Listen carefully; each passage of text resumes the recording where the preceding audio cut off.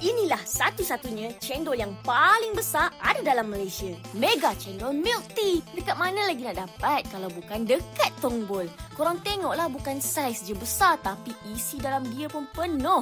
Ada pandan cendol jelly, jagung manis, kacang merah, santan cheese foam dan paling penting mestilah milk tea diorang. Before kita kacau, bukan cendol lah kalau kita tak ada gula melaka kan? Lepas dah tuang gula melaka, kita start kacau-kacau.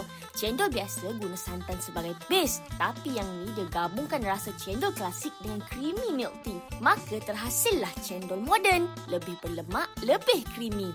And here's the best part. Korang boleh dapat Mega Cendol Milk Tea ni dengan harga RM4.88 je bila share dengan 10 orang. Terbaik.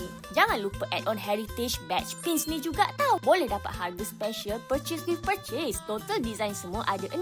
Semua design ni diinspirasikan daripada motif tekstil tradisional dari Museum Tekstil Negara. Jadi tunggu apa lagi? Ajak ramai-ramai datang cuba sendiri Mega Cendol Milk Tea ni dekat mana-mana cawangan Tongbol yang berdekatan. Kecuali di Setia City Mall dan KLIA 2.